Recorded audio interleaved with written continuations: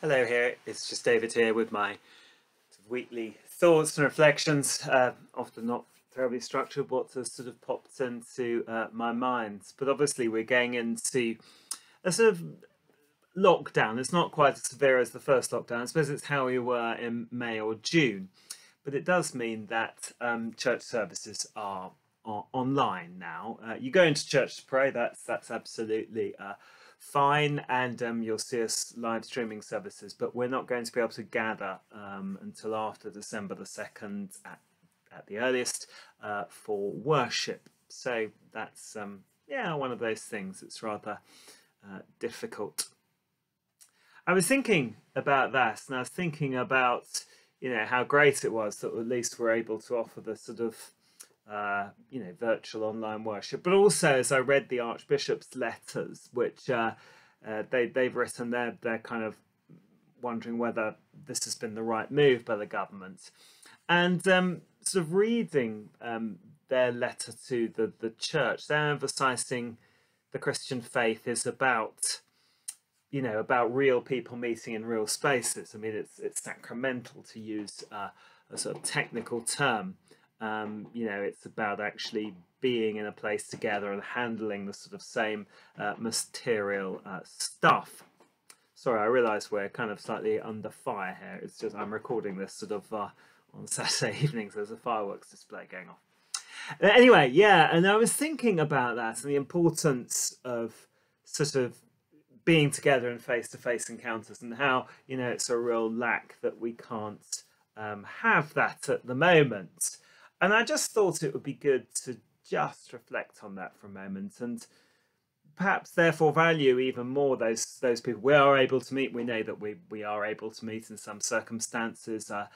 Again, slightly different from last time. I know, for instance, there's an exemption for lone households, a single adult living on their own, and that, I mean, personally for me, has implications that are quite important, and may do for you as well.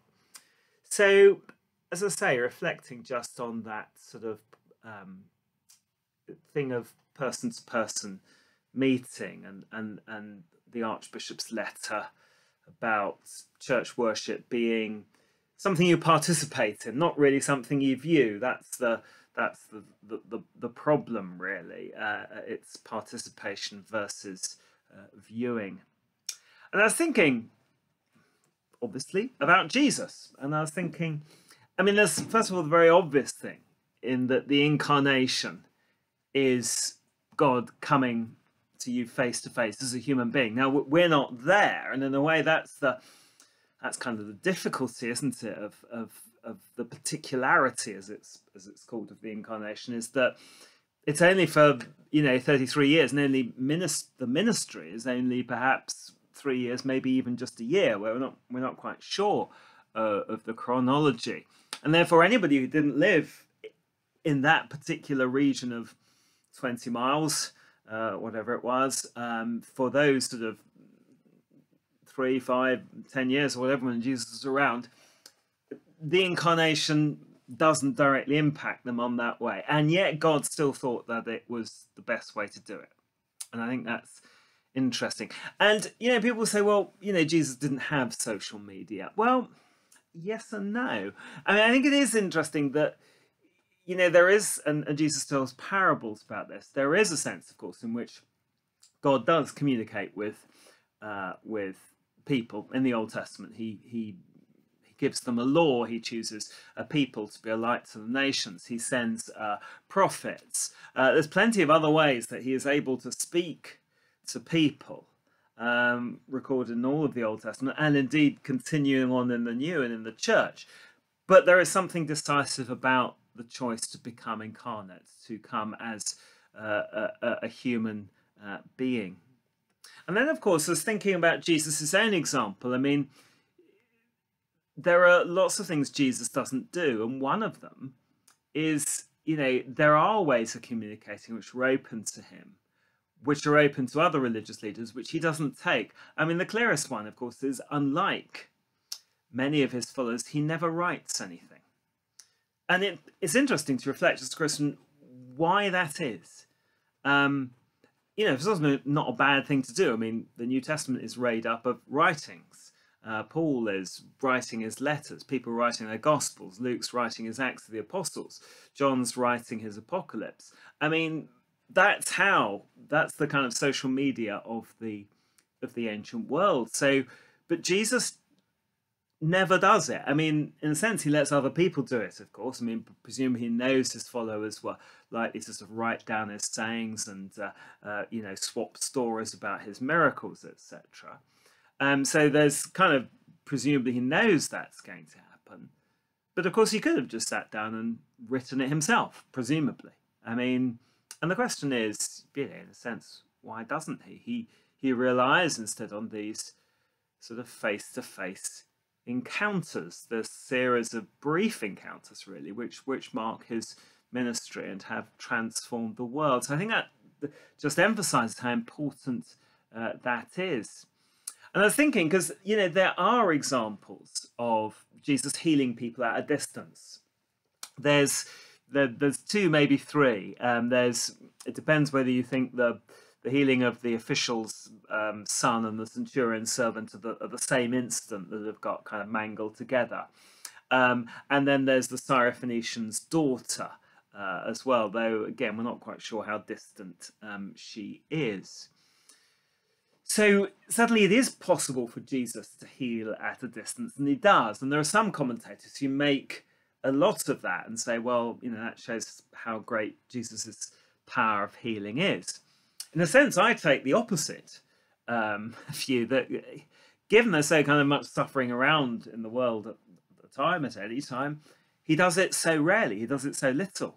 I mean, nearly all of his miracles, and even there, it's not sort of random. There is a father or mother in front of him pleading for their daughter. It is still very much a face-to-face encounter.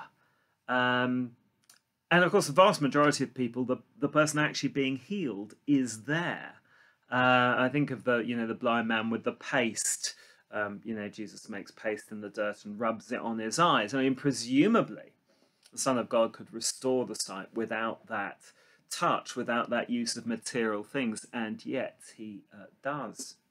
I mean, even so far, I'm always struck by the story of the raising of Lazarus, which is this obviously fundamental story in the New Testament, but it's a slightly odd one, because he hears Lazarus is close to death, and they say, can you go and heal him? And he says, no, I've got stuff to do. Bizarre.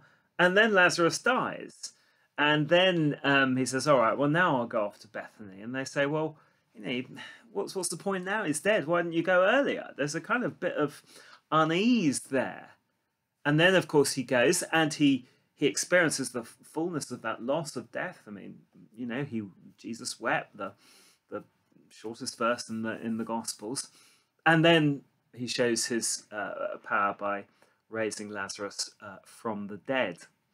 And so, as I say, it's a bizarre story in a sense of that kind of, almost recklessly allowing things to continue until he can get there. So I think from this, what I take from the incarnation is this need that we all have, and even God, when he is incarnate, to be present with one another. So yes, we will face that loss, and I think it's right we acknowledge that, but also, therefore, as I say, treasure those meetings that you can have within your bubble. If you're a lone adult household with another household you're able to bubble with, again, there are times when people are allowed to meeting people to go out, exercise. You know what the restrictions are. So I think where they are allowed, they should be treasured, and we should give thanks for the ability to be with other people and look forward to when it's restored. I have no sort of arguments with restrictions, as it were. I mean, I can see they're necessary, but I think we do long for that time when the restrictions are lifted, and once again, in whatever context, not just church, but a whole series of places, we can meet and be together. Thank you.